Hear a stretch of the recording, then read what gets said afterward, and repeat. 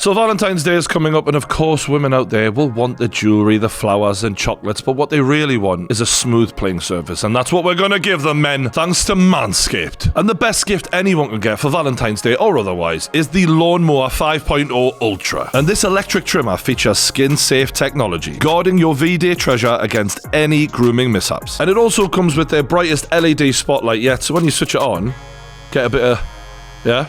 And also, like, you know, if you're like wandering in the middle of the night and there's like a burglar downstairs, just find him with this. So multitasking. And this is perfect for precise grooming, even in the trickiest of spots. And it's waterproof, making shower grooming a breeze. And that's not all we're getting on Valentine's Day. No! This package also features the Weed Whacker 2.0 nose hair trimmer, Manscaped's liquid formulations, and 2 free goodies, the Shed travel bag and the Boxers 2.0. And for a happy ending, there's the Manscaped refined cologne. So set the stage with Manscaped, lads, and make sure that your romantic celebration goes extra smoothly.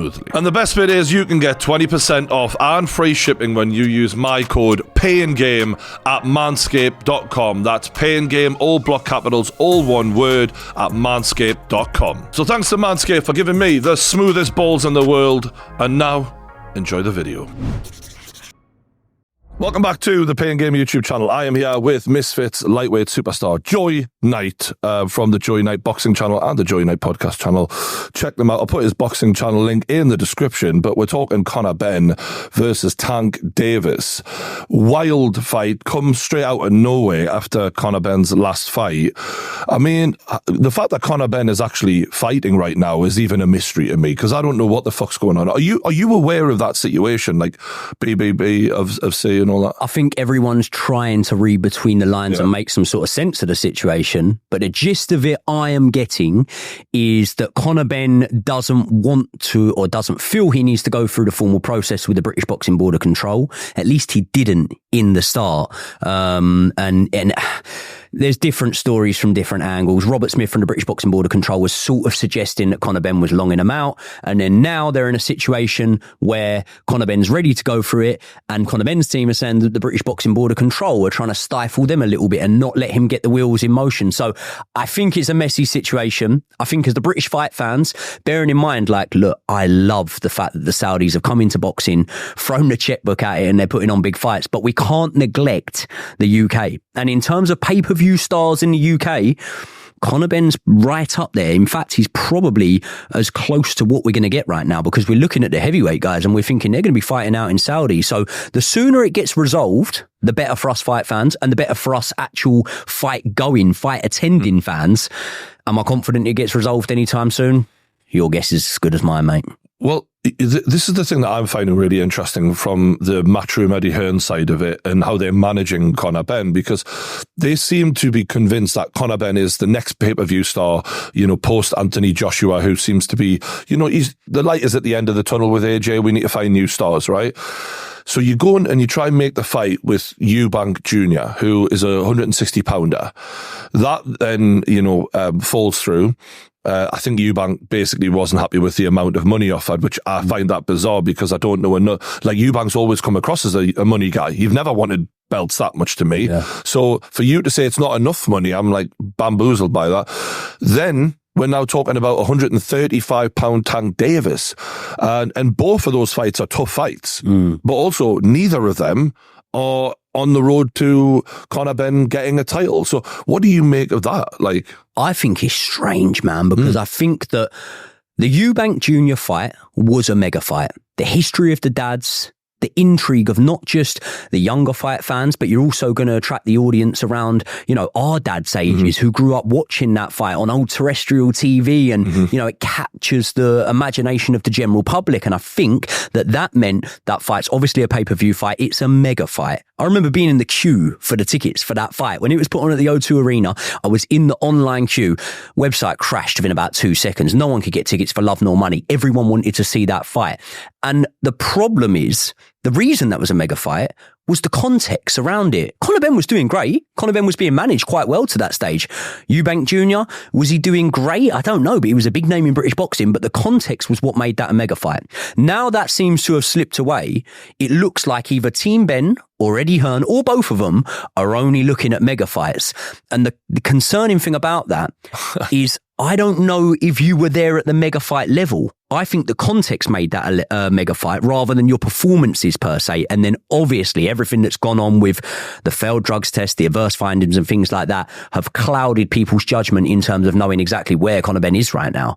But what I would like to know is, if you were able to see either of those two fights, Tank against Conor Benn, or by hook or by crook they get that Eubank Jr. one on, what would you rather? My heart is saying Eubank. That's what I asked it.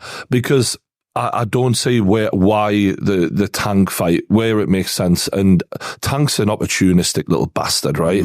And he's a clever, calculated fucker. Tank has deliberately avoided, he sat there and he weight trained Ryan Garcia to within an inch of his life. Even when he was probably a better fighter than Garcia, arguably, like beforehand, the way we were looking at it. And I'm a 135er. I'm a 135er. I ain't fighting 140. I'm a 135er. And you maintain that message the whole fucking time. And then when the Haney fight, is being touted, doesn't seem interested in that, I'm like, you're not that guy, you know what I mean? Like, he's a great fighter, but mentally, are you great mentally? When I watch him in the ring, I think there's no reason why he shouldn't take the Haney fight. But he doesn't seem to be interested. So for him to sit there and stake his name on that, I'm a 135er, and then out of nowhere go, I'll fight Conor Benn at 147. I'm like, what do you know? Because he's a slippery, smart man, him. And it makes me feel like he sees weakness and gaping holes and vulnerability where he can cash an easy check. Even when the Saudis are willing to make this Haney fight, which would be, there's nothing he could ever do that would touch Haney in Saudi Arabia, and yet he's opting for Conor Benn, and who's a heavier guy, a bigger guy. Conor Benn, after his last fight, blew up to 170 pounds on the night of the fight. Yeah. You're complaining. You're a 135er who probably gets up to, I think he got up to 145, because there was a rehydration clause against Ryan Garcia, and yet you're willing to step in there with 170 pound Conor Benn. You see something in him that makes him easy pickings. He must do. I do think also with a weight jump, there's strategy behind it in terms of being able to secure big fights after that. You look at guys that have jumped up in weight, man, like Floyd Mayweather jumped up in weight from time to time and he was winning fights. But even the guys that lost, Kell Brook, he jumps up in weight to fight Golovkin. His next fight's against Errol Spence, even after getting stopped by Golovkin. So I don't think that Tank's looking at the Conor Benn fight thinking he's going to lose it. But also, any boxer that doesn't think about the possibility of losing is, in my opinion, a liar. I know I think about the possibility of losing. I think that when you look at that, you could go, okay, I fought a much bigger man. I can come back down, still be in mega fights with the guys around my weight. So I think when you weigh up risk against reward, because I don't think there's a fight like Conor Benn, potentially, as these world champions might see as winnable as Conor Benn, that pays that sort of money. I think you're bang on. I think Benn brings the numbers, and he is a good fighter, but he's got a huge reputation, not just because of him, but because of his dad, and Matchroom will put big money on the table, and you can, I suppose, dip your toe in the water without the same level of risk as a Haney, who is what looks like the ultimate boxer of this generation right now, in terms of just clean. All of his technique is perfect, and he's very hard to hit. Maybe Tank's the best option we've got to actually take him down, but Haney could be the perfect antidote to Tank. Yeah. So yeah, maybe this is the one before that. Maybe he wants to do that. But again, going back to Conor though, if you're managing him, why are you avoiding? Why are you just going straight to cashing out? Like, like in making the huge money fight. Normally, you go, all right, let's put him at world level, see if he can win a world title. But they just avoiding that and going, right, what's the biggest fight we can make? What's the most money we can make? And it's either Eddie Hearn thinks Connor's the boss, essentially, but Eddie Hearn as an advisor, he's either sitting there going, you're either just great and you're going to go and smash these guys, and I really believe that you're going to, or he's like, we need to make some fucking money out of you. So what's that based off? What is Eddie Hearn, if it is Eddie Hearn, what is he basing the fact that Conor Benn's great off? Well, what win are we looking at so far? The Algieri fight, obviously, yeah. it was the biggest test to date, and he smashed him to smithereens. And then after that, here's the issue: is he failed the drugs test, and I'm still sort of unsure what the hell went on there. There's a lot of excuses, and I don't really care anymore. But the point is since then, the power has not looked the same. Now, the opponents have been different. But, you know, who the fuck's this Dobson guy? Was it Dodson? Dobson. Yeah. Dobson. Like, let's be honest. All right, he had a decent record, but he didn't look anything special in there. And the reality is he took all of it. And that doesn't fill me with... I'm not saying Ben didn't look good. He looked fine. But he didn't look devastating world-class destroyer who's going to go in there and beat the living shit out of Tank. I didn't feel that watching that fight. I thought, yeah, dominated, but you got caught a bit, and a fucking Tank catches you like that. It's a fucking another story, isn't it? I think when you look at Dobson and when you look at the guy that Conor Benn fought before in his first comeback fight, the one thing is, those guys are both sort of legit light middleweights, 154 pounders, right? Yeah. And obviously that's 20 pounds heavier than Tank's fighting at, or at least weighing in at. So you'd look at that. And then maybe there's the element, sometimes we'll come across an opponent that we didn't think was that good, pretty unheard of, and they're actually pretty good. And then you'll actually see Eddie Hearn call them back to match them up with other fighters and to test them out. So there's always the possibility that them two guys were quite good. As well as that, there's always the possibility that we're putting 2 and 2 together and getting 5 because we're going, you came back from the ban or the timeout, and all of a sudden you're not stopping these guys. Whereas actually, you look at Terence Crawford, you look at Errol Spence, Sean Porter, Kell Brook, any welterweight over the past however many years, you can look at their record. There will be runs of 2 or 3 fights that they go on where they just go to points every time. So Conor Benn going to points isn't necessarily the most concerning thing without the context behind it. But when you add that context in, on that run, when he's stopping Algieri, Vargas, Van Herden, if he fights Peter Dobson in that little run around that time, you're thinking he knocks him out. And the thing that would worry me ahead of a Tank fight is Dobson, for the size of him, was slow as fuck. And yet he was timing Ben later on in the fight. And he looked like there was a little bit of intelligence to his style. Like, I'm going to let this guy punch himself, you know, get the worst of it out, not come forward too much so that I don't get countered, and then I'll start countering him later on the fight and try and catch him. But he looked like he hurt Ben a little bit. Not hurt like, you know, he's on fucking wobbly legs, but he caught him a couple of times. I went, whoa, fuck me. You know, like, you're looking... One shot, there was a double jab backhand that Dobson landed on Ben, and it looked like Ben's feet got caught underneath. Yep, I've seen that, mate. And it gave me the worry of, fuck me, look, you're doing more overall damage to him, but that one little shot looked like it. And look, because Ben commits so much, and I love that about Ben. Like, you know, he's a fucking little Mike Tyson when he's at his best. You're like, I fucking love this guy, talking shit, aggressive. It's what British fight fans love. But he overcommits in his punches sometimes. Now you can do that on a Dobson, but even still, he made you pay a little bit, just a little bit. Tank is the best person in boxing at bringing you on, right, with Rowley, with Ryan Garcia, and fucking catching you with that, like, backhand, and it's devastating. And I know that the one thing that does make me feel better is Dobson was a bigger guy. Ben would actually have the weight advantage in this, so you'd hope that maybe him being the bigger guy, he can take a shot, right? But still, the precision and the speed, if Dobson, as slow as he looked at that weight, is catching you, the accuracy and the speed of Tank could fucking annihilate him. And that is scary. Yeah, I mean, I look at also, you know, you mentioned Romero there. I mean, if you look at Tank, he fought him and he did stop him. He's a similar size, similar height to Conor Benn. You got Gamboa, he was well past his best, but again, probably a similar height, similar size to Conor Benn. But one of the ones I look at is Barrios, right? Now, if you go on BoxRec at the moment, they've got Conor Benn, I think about 11th in the world in the welterweight rankings. Barrios is number 2. Does that mean he's the second best man in there? No, but it's a good indication. It's a good indication. Tank stopped him. And Conor Benn, when you look at Conor Benn, okay, you got a size advantage, but where's the southpaws on his record? Chris Van Heerden, brilliant. Easy fight. Stopped him in a round or so. Where's the southpaws? I'm not seeing many southpaws on Conor Benn's record either. The way Tank took away Ryan Garcia's best weapon, which was the left hook coming from the front there, and the fact that he just kept his hand out the whole time. Like, he's a clever fucker, and he's so accurate. And I just think that when I watch them back to back, Ben isn't sloppy. Ben's a really good, well-rounded boxer, but I feel like Tank could make him look a bit sloppy. Do you know what I mean? Like, he's just so clean and perfect. It's a scary fight. This is why I'm like, to Eddie Hearn, I'm like, the jump from where, Dobson is to Tank, it's a leap.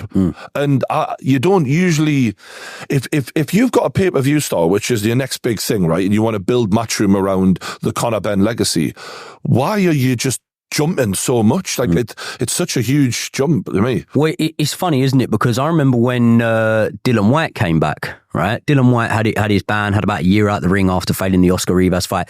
Eddie Hearn wasn't rushing to get him in super fights, and actually after he had one comeback fight against Mariusz Wach, good durable fighter but a glorified journeyman, he actually went in there with Povetkin and got knocked spark out. So Eddie Hearn may well have learnt a bit of a lesson from that.